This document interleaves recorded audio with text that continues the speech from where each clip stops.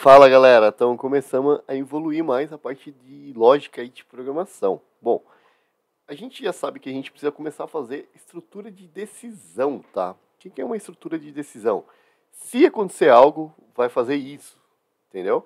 Basicamente isso, mas eu vou explicar melhor. A estrutura, né, mais usada e mais importante na linguagem e na lógica é a estrutura if, tá? O que é o if? É se, traduzindo em português ali é se, tá? Então, em português estruturado seria se. Usando ela para verificar se uma afirmação é verdadeira ou falsa, ou seja, ela nos retorna um valor booleano, tá? Que a gente vai entender o que é isso. A gente viu lá em tipo de dados, basicamente o que era, tá? Então, para a gente começar a mexer aí com a parte do if, por exemplo, seria isso aqui, tá? Esse seria o if. Se a gente vai abrir parênteses e vai colocar o bigodinho e vai dar um enter. Ou seja, o que eu fiz aqui? Aqui é o bloco onde a gente vai colocar a nossa condição, tá? Então, por exemplo, se for verdadeiro, vai acontecer isso aqui, ó, console log, por exemplo, teste, tá? Vou vir aqui, vou dar um F12, teste, por quê? Porque é verdadeiro, tá? Se for false, não vai acontecer nada, ele não vai mostrar. Ou seja, ele vai mostrar pra gente se o valor for verdadeiro. O comando if, ele verifica o teste lógico que está entre os parênteses, tá? Então, ou seja, esses parênteses aqui, beleza? E que o que for verdadeiro executa a instrução, que a gente acabou de ver, né? Que dentro desse bloco a gente vai ter uma condição, o que a gente quer fazer, tá? Aqui qual é a lógica que a gente deseja, sabe? Se for isso, vai acontecer isso aqui, tá bom? Então, a gente consegue ver alguns exemplos melhores, tá? Por exemplo, o primeiro exemplo que a gente vai ver aqui, a gente vai falar o seguinte: 10 é maior que 7. Para a gente usar o sinal de maior em JavaScript, a gente vai usar esse sinalzinho aqui, tá? Que ele é o maior. E esse aqui é o menor, tá? Opa, show? A gente vai ver com mais detalhes isso, mas por enquanto seria isso aqui, tá? Então, o sinalzinho de maior seria maior que 7, beleza? Se ele for maior que 7, a gente vai mandar um documento.write. Vamos sair um pouco do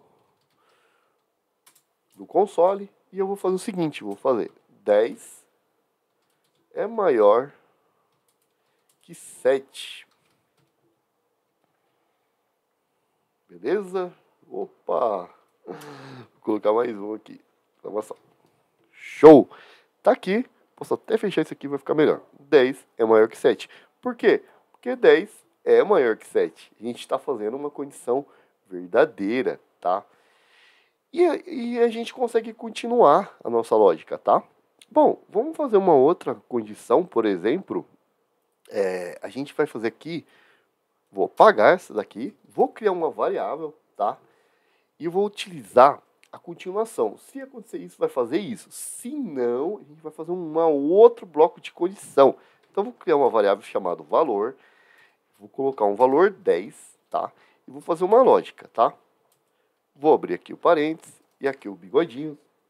Eu vou falar, valor é maior ou igual a 15? Se o valor for maior ou igual a 15, vou dar um documento.write.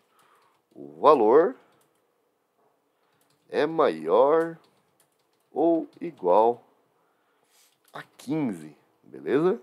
Tá bem escondidinho aqui, mas tá aqui, ó, beleza? Se caso não for isso, tá? O valor 10 é maior ou igual a 15. Bom, o que acontece?